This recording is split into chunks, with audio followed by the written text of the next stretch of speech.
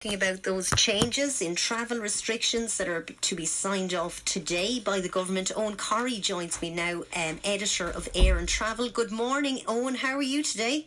Good morning, Eimear. I've had better days and we've had better years. We surely have, Eoghan. Very, very difficult, especially seeing these new restrictions. What do you make of it, Eoghan, from your own point of view? What do you think?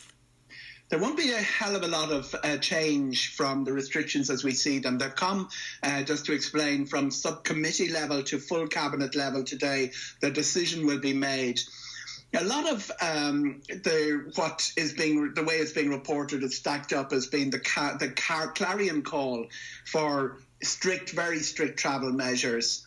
I suspect that the cabinet will have all the data in front of them, including the data that shows that imported infections are a very, very tiny proportion. To give an example, Eimear, we're down from a very high caseload last week, but we're down to about 40,000. The grand total of 9, not 90 or 900 are imported. So they're going to have all of that data in front of them. And what they're going to bring in is a 14-day quarantine for the countries where the new variant, because it's all about the new variant, is prevalent. Basically Brazil and South Africa. We don't have direct flights, so that's not going to be a big deal. So what will happen is they will bring in mandatory quarantine for that, and they will look for we already have a situation where you have to have a negative PCR test. How that's working out there, the airlines are enforcing that. Nobody's getting on an aircraft that doesn't have a negative test at the moment. So the real difference won't be that great, and it's a very quiet time of the year. The big worry is, Eimear, and it's been a worry for a few months now, is what's the exit strategy? If the numbers don't stabilise and start coming down, what do we do next? Right, and there's so much uncertainty, Eoghan, because we had thought, the answer was the vaccine, but it's not that straightforward with all these new variants coming forward. Yeah, we have we'll have maybe 10 vaccines in by Patrick's Day in play. They will all be making their claims. There are huge issues with some of them, as you know. Listeners will know the AstraZeneca, the English one. They call it the Oxford one. That has data manipulation issues. And there are questions then about how effective it is with older people. A bit of a vaccine mania. The travel industry, people might have heard Ryanair talking about this. They want anything. They want vaccination through the community to get things back to normal again. I'm not sure there is as quick a solution as that, but let's look at the numbers here and go back to that data. The data is coming down. The way NPHET are saying off the record, not really in their press conferences, is that our 14-day cumulative, which is a measure by which we measure ourselves against other countries, by mid-February we'll be back around 300, back towards the European average. That's where we sat through the autumn. We're probably going to be, that's the best we can hope for. There was a burst before Christmas to get us into the top 3 in Europe. We went from the top 3 right down to the bottom of Europe in terms of our case load.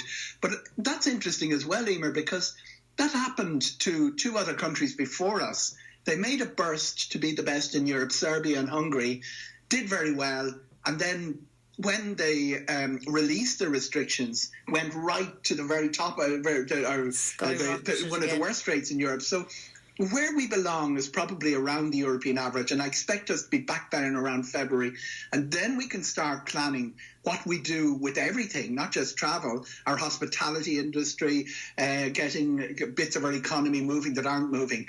But what is not helpful is this clarion call of people saying introduce mandatory quarantine in hotels, curtail travel. We have 21 flights in and out of Dublin Airport today. We normally have 300. That's subsistence level to keep our economy going. It might even be lower than subsistence. And a really important point about quarantine: if we decide you want to do mandatory quarantine in a hotel, 3 things will happen. First of all, we have the first issue is the border.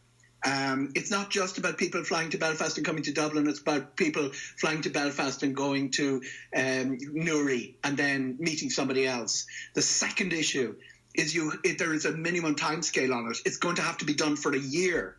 And the third issue is that the number of people who can be mandatory quarantined, because it's not just about hotel rooms, it's about policing it, is very, very low.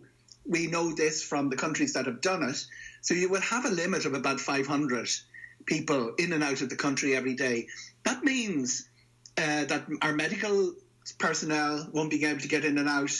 It means that Eimear, parts of our economy are not being facilitated. There are power stations with machines that are down since last March because they cannot be serviced. Companies will not send in someone to service a machine that will have to spend 14 days in isolation. So when you're giving us the other side. Sorry? You're giving us the other side of this argument because people are very animated. They think everybody should be quarantined coming into the country. That we should lock down the island.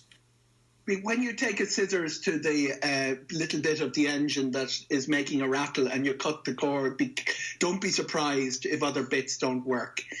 Quarantine, there are 9 imported cases on the island. That's not my figure. That's the figure for the HPSC that Tony Holohan uses for his press conferences. Right. That's his data that he's looking at.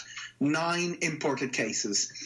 And then you talk about this mandatory quarantine that will reduce it. First of all, it's in for a year, which means nothing works for a year. And then it reduces the number of people on and off the island to a level that our economy stops working. We are not an economy like Britain that has a big internal market. We are very connected. All our jobs are based on, all our money and jobs are based on things like pharmaceuticals and software and food exports. We're connected. If we start shutting those bits down, our pandemic won't be cured. It'll actually get worse because our health system won't be able to cope with even its existing.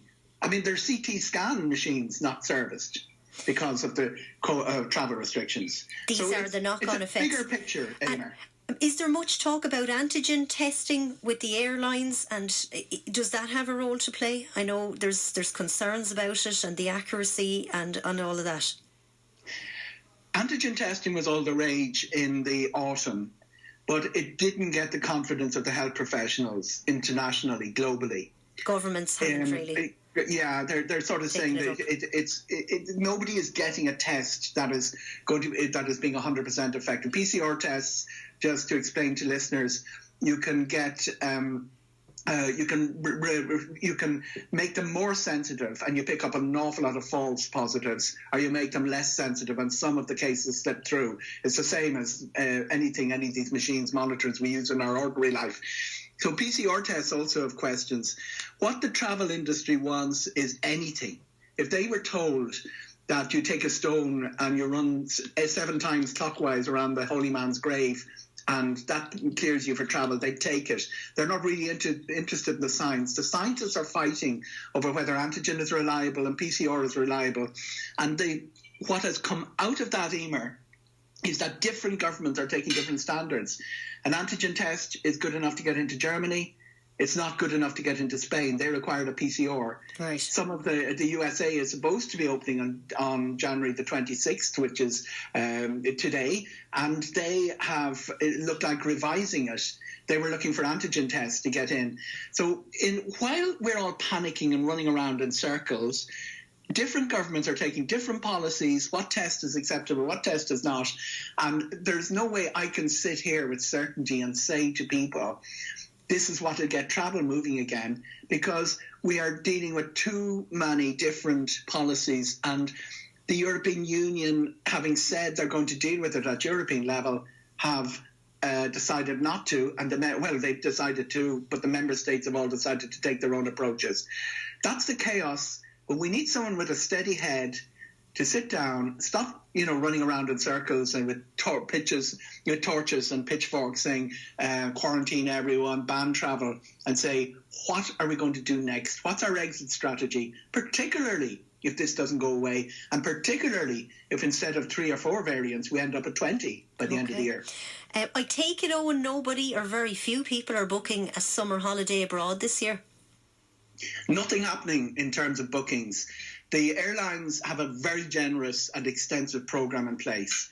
It looks great. Santorini, a direct from Dublin. Aer Lingus have introduced a new route.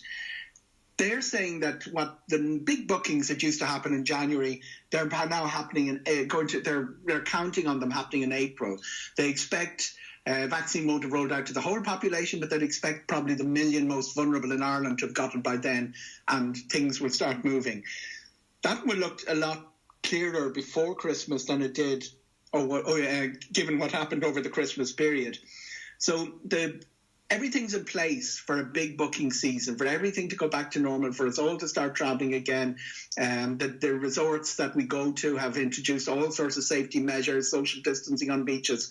The real issue is when the confidence, or when people would pick up enough positive signs to actually start booking. Because remember, it's not the airlines who'll decide it. It's not government policy who'll decide it. They both have a say in it. If the airlines turn off the capacity, people won't have options. If the government says don't travel, people don't have options. But it is the consumer ultimately who will decide. And we're a long way away from consumer having any confidence in travel. In fact, the opposite, if you were to look at social media, which probably isn't a good idea to do in the first place, there's a big, a shrill call for travel to be absolutely discontinued and the island to be disconnected.